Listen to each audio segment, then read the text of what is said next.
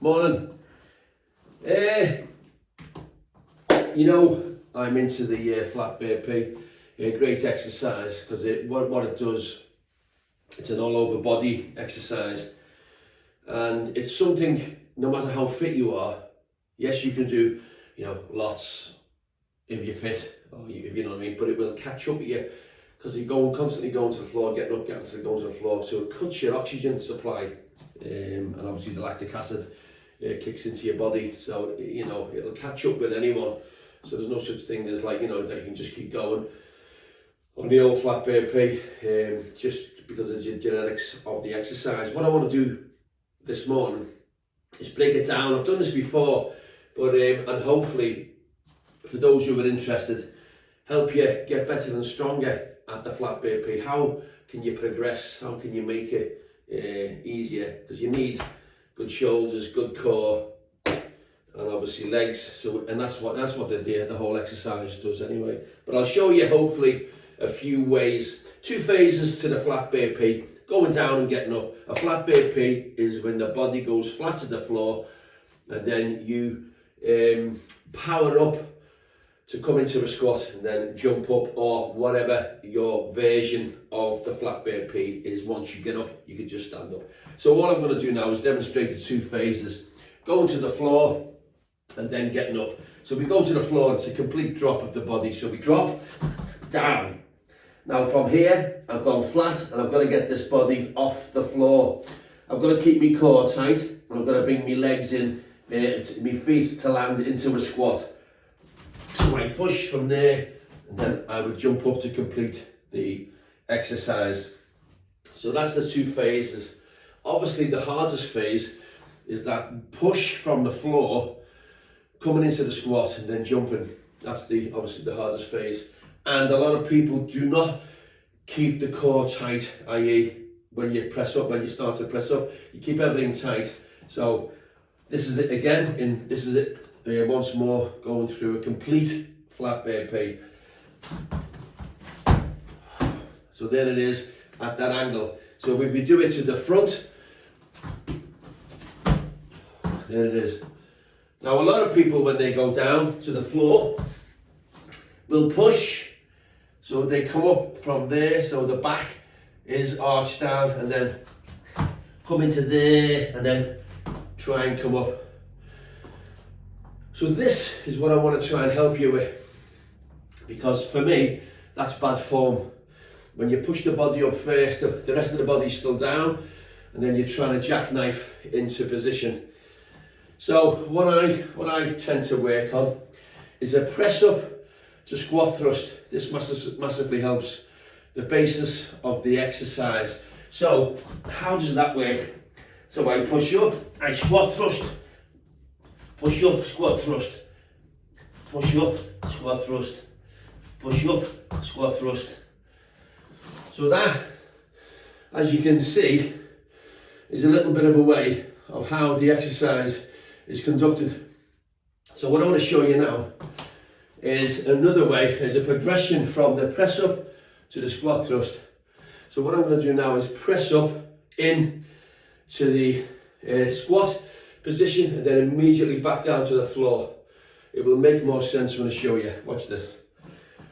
So we go from flat there, push to there. We go straight back down, push, down, push, down, push. And you can see my feet are flat and coming into that squat. So all I would have to do to complete the exercise is stand up, jump up, whatever your version is. So hopefully that has shown you a couple of ways that you can vastly improve your strength for the flat burpee, and addressing good technique, good form on a flat burpee. Hope that helped. 2 phases, going down, coming up, getting stronger, press up, squat thrust, press up into squat. Give it a go. And I'm back. All I want to do now is I do quite a bit of light training, light reaction training. One, it's good, it's a bit of fun because it takes you it takes your brain away from actually what you're doing, because you're concentrating on the lights and trying to get the best number possible. And now this is Blaze Pod, the system that I use. There's quite a few systems out there. This is excellent, because it comes with an app. I don't know that you can see that, it's on that.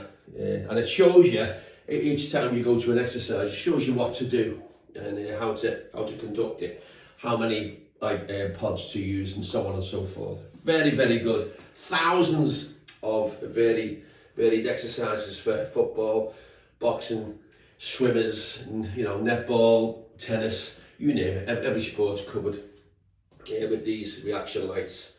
And also you can customize, so I can go in, that's set for, it'll go out in if I don't touch it within 2 seconds, it'll go out, but I can set that it's instant, so it just immediately comes back on. I can set it till 7 seconds, you get the drift. So what I want to demonstrate now, just a couple of ways that I like to use it with customers with clients. It's very, very good. As I say, it really does take your mind away from. So what I'm going to show you now is the high. You got a high plank, you've got low plank, touches as I'll demonstrate now, but I'll show you a few things. Here we go. Anyway, so I'm going to start with the high plank, and the thing with your position as well is when you're doing it is to try and maintain that strong position, that tight position. So here we go. Ready, set.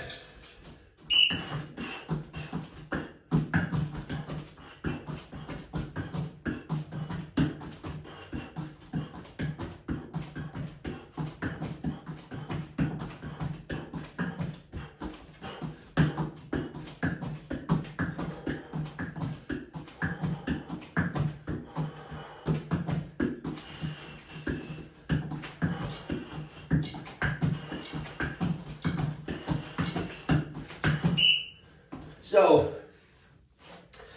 you can see there, that's 30 seconds at last. And again, you can make that last longer.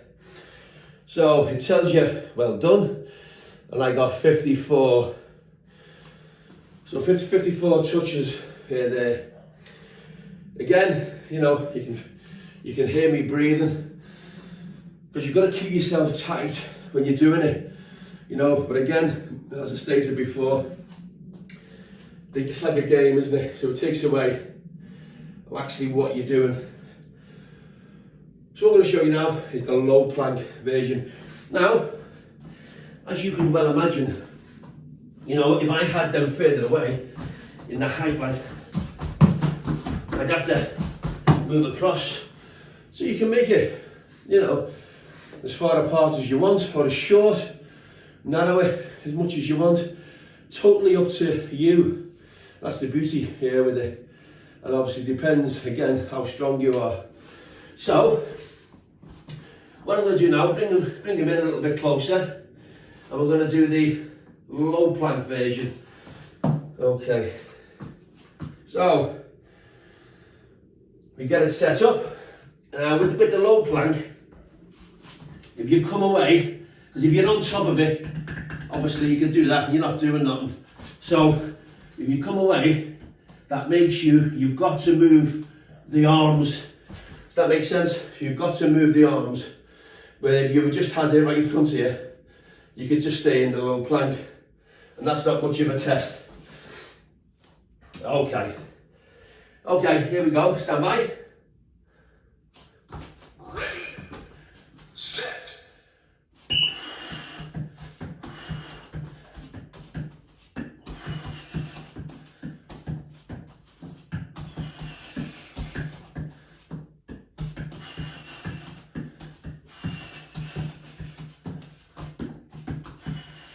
Oh, you bugger.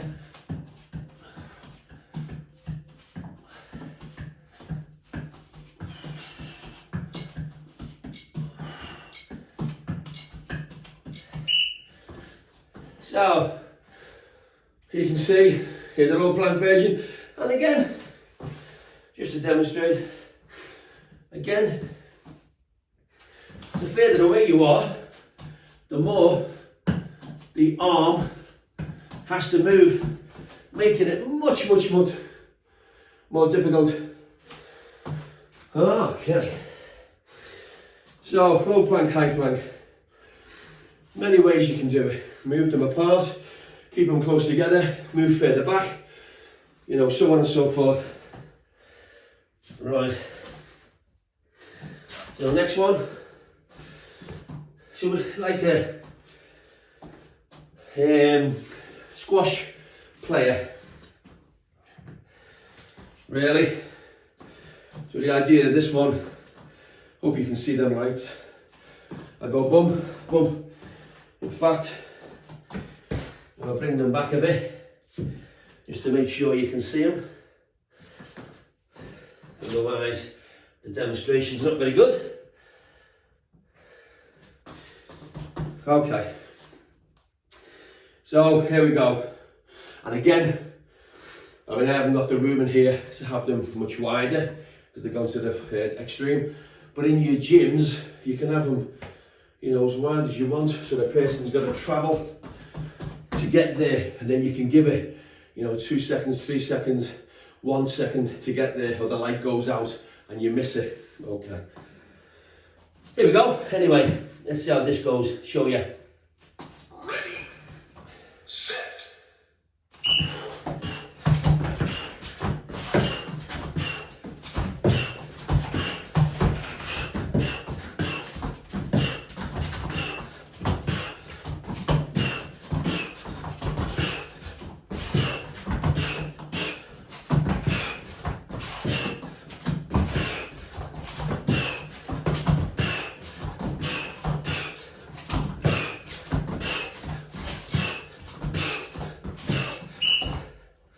There you go. So I got 30 there. You know, hopefully you can see that on the screen. I got 30, and you know, that takes a lot out of you. And you know, really good. Helps your training immensely. Very good to have in a gym.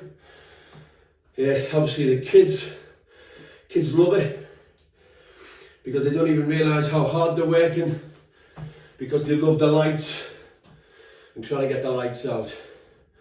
So something that you can possibly bring into your training. Loads of different versions out there. This is Blaze Pod, but loads of other variations.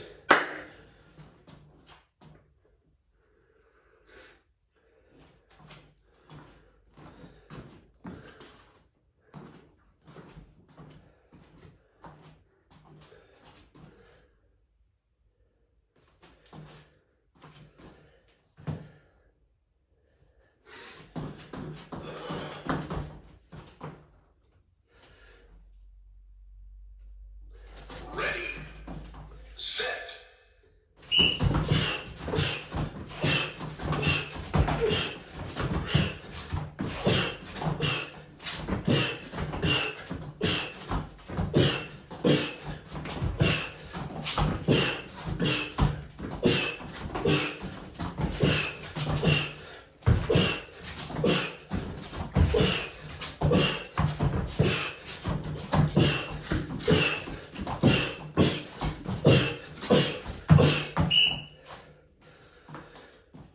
32.